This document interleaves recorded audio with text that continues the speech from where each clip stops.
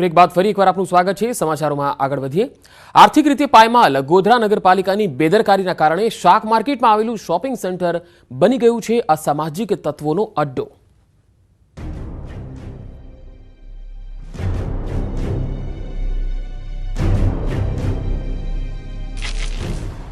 જ્યાં નજર કરો ત્યાં જોવા મળી રહ્યું છે કચરાનું સામ્રાજ્ય।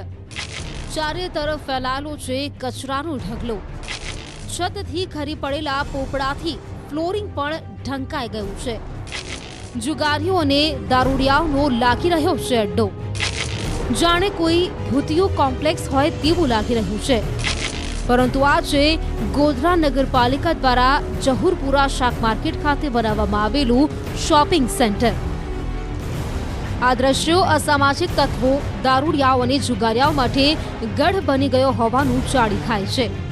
ગોધરા નગરપાલિકાની બેદરકારીની પોલ ખુલી રહ્યા છે આ દ્રશ્યો। કેમ કે એક તરફ ગોધરા નગરપાલિકાના સત્તાધીશોની આળસને કારણે નગરપાલિકાની તિજોરી ખાલી ખમ થઈ ગઈ છે। બીજી તરફ જેનું વેચાણ કરવાથી કરોડો રૂપિયાની આવક ઊભી થઈ શકે તેવી દુકાનો ખંડેર બની ગઈ છે। દીવા તળે અંધારા જેવી સ્થિતિનું નિર્માણ થયું હોય તેવું નગરપાલિકાના જહુરપુરા માર્કેટમાં આવેલા શોપિંગ સેન્ટર જર્જરિત થઈ ગયું છે। શોપિંગ સેન્ટર લુખ્ખા તત્વોનું સેન્ટર બની ગયું છે। અત્યારે ગેરકાયદેસર ઉપયોગ થઈ રહ્યો છે તેમજ કચરાના ઢગ થઈ ગયા છે તેમજ અસામાજિક તત્વોનો અડ્ડો બની ગયો છે। તો અત્યારે સમયની માંગના મુજબ ફરીથી તે શોપિંગ સેન્ટરની હરાજી કરવામાં આવે તો નગરપાલિકાની આર્થિક સ્થિતિમાં સુધારો થઈ શકે તેમ છે અને નગરપાલિકાના આર્થિક પ્રશ્નોને લઈને દરેક સમસ્યાનું નિરાકરણ થઈ શકે તેમ છે। આ શોપિંગ સેન્ટરમાં પ્રથમ વાળી અને નીચેના ભાગમાં વળી અંદાજે 130થી વધુ દુકાનો આવેલી છે। આ પૈકી મોટા ભાગની દુકાનો જર્જરિત હાલતમાં છે, જેથી પાલિકાની આમાંથી કોઈપણ પ્રકારની આવક નથી થઈ રહી। ત્યારે પ્રથમ માળે 72 હાલતમાં રહેલી અને કચરાનો ઢગલો બની ગયેલી 84 દુકાનોને ભાડે આપવામાં આવે તો પાલિકાને થોડી ઘણી આવક થાય।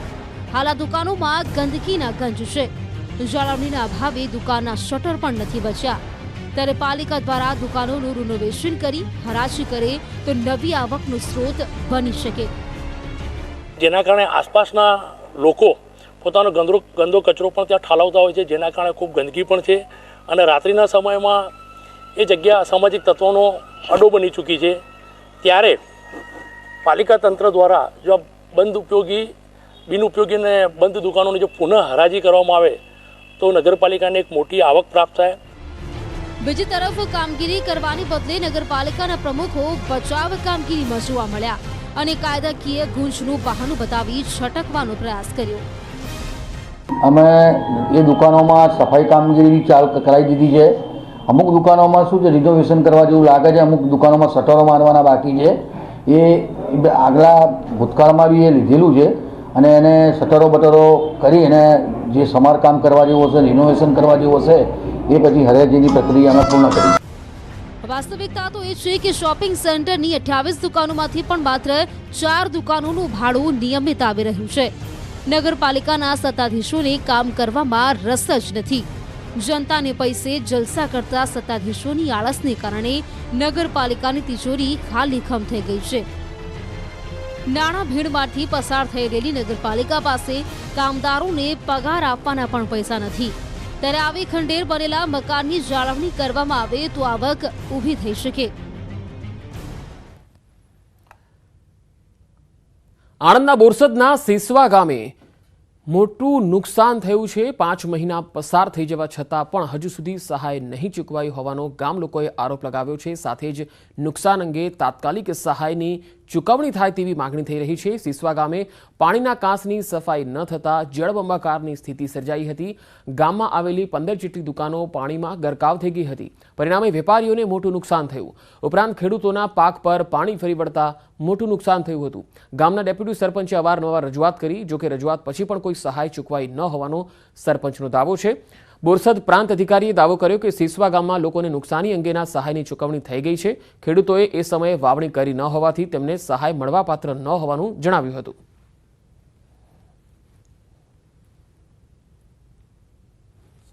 નુકસાનમાં તો તમાકુનું દરું ગતું રહ્યું, મરચીનું દરું, ડોંગરમાં નુકસાન, અને ખેડૂતોના ખેતરોમાં મોટા મોટા કોતરો પડી ગયેલા, કોઈને કશું મળ્યું નથી.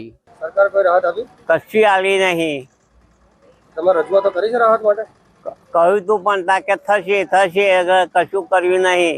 કુલ 117 પરિવાર લોકોને કેશ ડોલ્સના ભાગરૂપે સરકારશ્રી દ્વારા 2,93,520 રૂપિયાની સહાય આપવામાં આવી હતી. આ ઉપરાંત નુકસાન પામેલા મકાનો માટે પણ સરકારશ્રી તરફથી 1,42,900 રૂપિયાની સહાય કરવામાં આવી હતી. ખેતીવાડી વિભાગના જણાવ્યા અનુસાર ત્યાં વાવણી તે સમયે નહોતી થઈ, એટલે એમને કોઈ વળતર ચૂકવવાનો કોઈ પ્રશ્ન રહેતો નથી.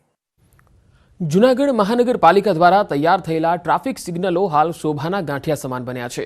90 લાખના ખર્ચે તૈયાર થયેલા સિગ્નલો બંધ હાલતમાં છે.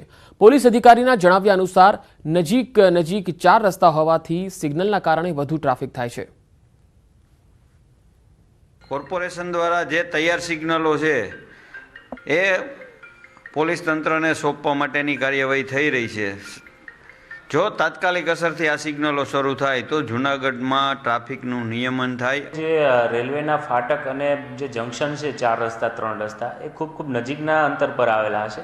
તેના લીધે જ્યારે સિગ્નલ પર ટ્રાફિક રોકવામાં આવે છે તો તેનાથી છે એ ટ્રાફિકની વધારે સમસ્યા થતી હોય તો લોકોની માગણીને ધ્યાને રાખીને જે ટ્રાફિક સિગ્નલ ચાલુ કરવામાં આવેલા તે બંધ કરવામાં આવેલા, પરંતુ ટેકનિકલી કોઈ ફોલ્ટ નથી, ગમે ત્યારે ચાલુ કરી શકાય તેવી કન્ડિશનમાં છે.